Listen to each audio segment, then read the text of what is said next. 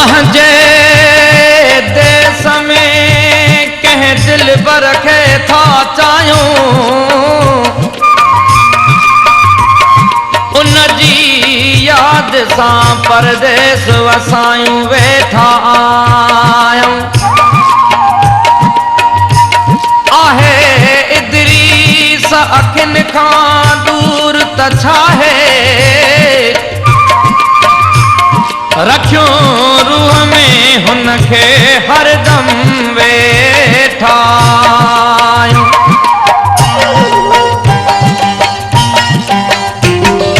भरती आबो अखेड़ने में आयो, भरती आबो अखेड़ने में आयो, हेल याद तुहंदी तड़पायो, हेल याद तुहंदी तड़पायो। देश में तू तो खुश रही, परदेसी काॾे वञे नथो ख़त पट कोई लिखी, न कॾहिं हाल थो पुछी, पाण थियो तूं पको वाया कंहिंजे चए आहीं, यार लॻो कंहिंजे चए आहीं, यार लॻो।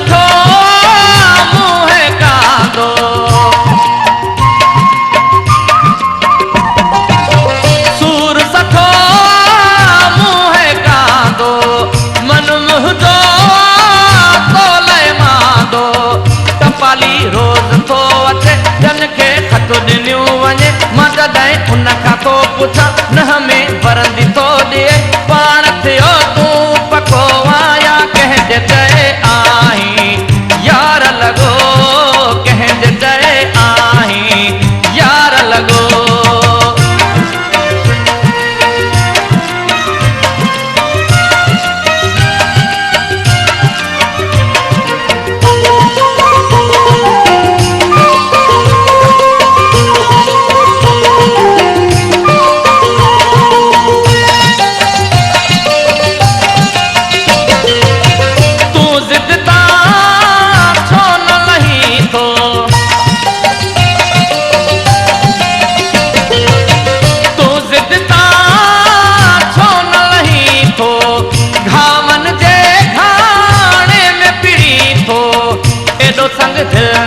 वफा वफा दे बदले दे वफा, हर दिल में थोरो रहम, मूंखे एॾो न दे तूं गम, पाण थियो तूं पको वाया कंहिंजे चए आहीं, यार लॻो कंहिंजे चए आहीं, यार लॻो।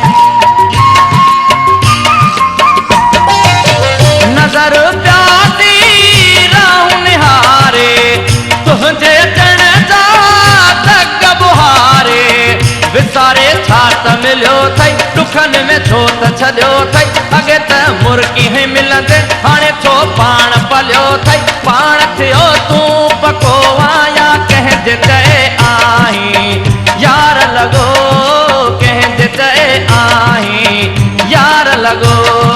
हेल याद तुंहिंजी तड़पायो, हेल याद तुंहिंजी तड़पायो। देश में तू तो खुश रही परदेसी काॾे वञे नथो ख़त पट कोई लिखी न कॾहिं हाल थो पुछी पाण थियो तूं